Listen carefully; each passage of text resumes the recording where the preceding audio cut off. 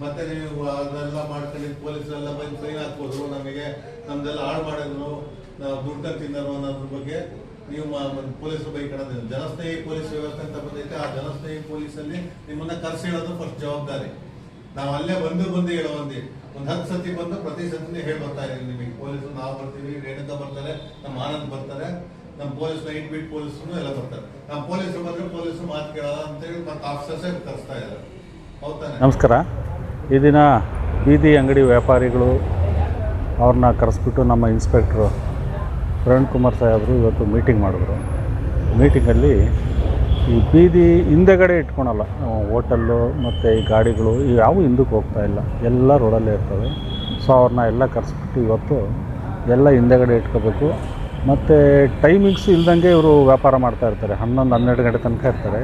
So ಅದನ್ನು ಅಷ್ಟೇ ಇವತ್ತು ಸ್ಟ್ರಿಕ್ಟಾಗಿ 10:15ಗೆ ಕ್ಲೋಸ್ ಆಗಿಬಿಡ್ಬೇಕು. 1/4 ಗಂಟೆ ಅದನ್ನು ಕ್ಲೀನಿಂಗ್ ಮಾಡಿಕೊಂಡು 10:45ಗೆ ಅಲ್ಲಿ ಯಾರೂ ಇರಬಾರ್ದು. ಬಸ್ ಸ್ಟ್ಯಾಂಡಲ್ಲಿ ಬೀದಿ ಬದಿ ವ್ಯಾಪಾರಿಗಳು ಯಾರಿದ್ದಾರೆ ಪ್ರತಿಯೊಬ್ಬರು ಅಷ್ಟೇ ಯಾರೂ ಇರಬಾರ್ದು ಅಂತ ಇವತ್ತು ಸ್ಟ್ರಿಕ್ಟ್ ಆ್ಯಕ್ಷನ್ ತಗೊಂಡು ನಮ್ಮ ಚಾಲಿ ಸಾಹೇಬರು ಹೇಳಿದ್ದಾರೆ.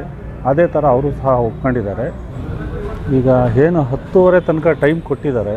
ಕೆಲವರು ಮೀಟಿಂಗಲ್ಲಿ ಸುಮಾರು ಜನ ಬಂದಿಲ್ಲ, ಅವರು ಸಹ ತಿಳ್ಕೊಬೇಕು. ಅವ್ರನ್ನೂ ಮತ್ತೆ ಇನ್ನೊಂದು ದಿವಸ ನಾವು ಅವ್ರನ್ನ ಕರೆದು ಮೀಟಿಂಗ್ ಸಹ ಹೇಳ್ತೀವಿ.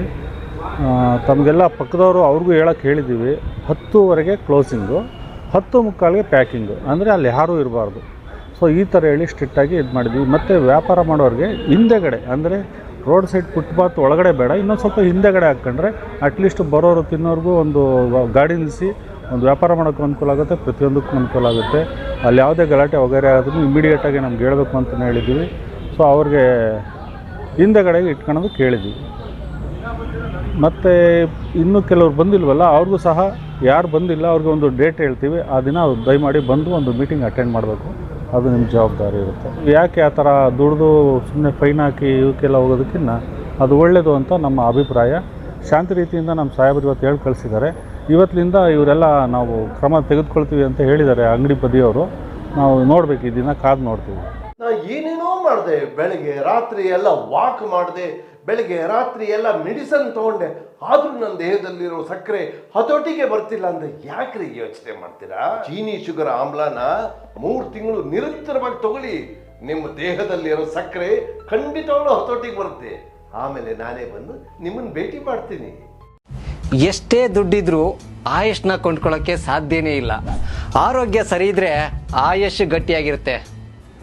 ಆರೋಗ್ಯ ಸರಿ ಇರಬೇಕು ಅಂತಂದ್ರೆ ನಿಮ್ಮ ಅಡಿಗೆಯಲ್ಲಿ ಪ್ರತಿದಿನ ಜೀನಿ ಗಾಣದ ಎಣ್ಣೆ ಬಳಸಿ. ಜೀನಿ ಗಾಣದ ಕಡಲೆಕಾಯಿ ಎಣ್ಣೆ, ಕೊಬ್ಬರಿ ಎಣ್ಣೆ ಎಲ್ಲಾ ಮೆಡಿಕಲ್ ಶಾಪ್, ದಿನಸಿ ಅಂಗಡಿ ಹಾಗೂ ಸೂಪರ್ ಮಾರ್ಕೆಟ್ಗಳಲ್ಲಿ ಲಭ್ಯ. ಜೀನಿ ಪರಿಶುದ್ಧ ನೀರು, ಮದುವೆ ಸೇರಿದಂತೆ ಇತರೆ ಸಮಾರಂಭಗಳಿಗೆ ಹೋಲ್ಸೇಲ್ ದರದಲ್ಲಿ ಮಿನರಲ್ ವಾಟರ್ ಲಭ್ಯ. ಸೂಪರ್ ಮಾರ್ಕೆಟ್, ಹೋಟೆಲ್, ರೆಸ್ಟೋರೆಂಟ್ಗಳಿಗೂ ಜೀನಿ ಮಿನರಲ್ ವಾಟರ್ ಸರಬರಾಜು ಮಾಡಲಾಗುತ್ತೆ. ಈ ಕೂಡಲೇ ಸಂಪರ್ಕಿಸಿ 7624931166.